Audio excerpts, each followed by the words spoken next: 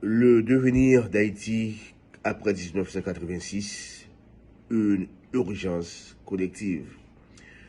Voilà 38 ans qu'Haïti navigue dans les turbulences d'un système inégalitaire, hérité d'un apartheid économique et social.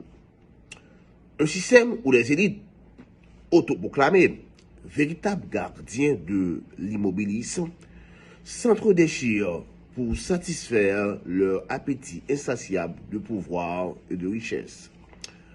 Face à cette situation, le pays glisse inexorablement vers l'éclatement social. Les bandits imposent leurs lois dans un climat de terreur où le viol, le maître et l'enlèvement sont devenus le quotidien de nombreux compatriotes.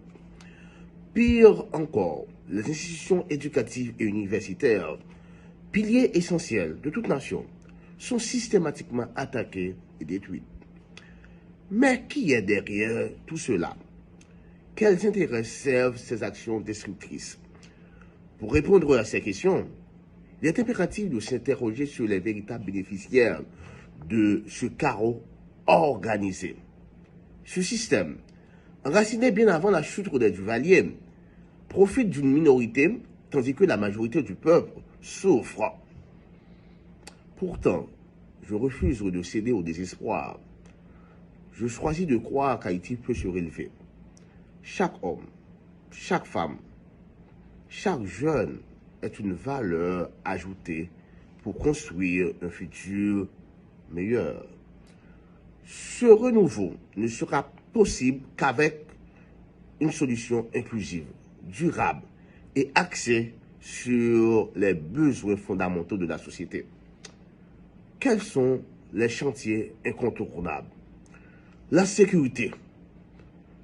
Garantir la paix et l'ordre pour rétablir la confiance. La réforme de la justice et de l'administration. Moderniser ces institutions pour les rendre plus justes, accessibles et efficaces. La réforme agricole.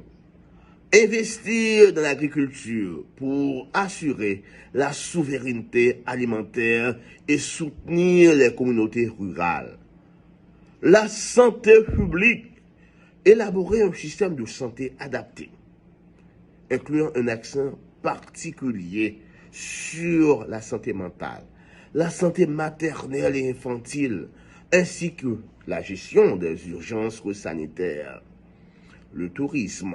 Valoriser nos richesses naturelles et culturelles pour relancer l'économie et créer des opportunités durables. La réforme de l'enseignement supérieur, moderniser et renforcer les universités pour former une jeunesse compétente et innovante.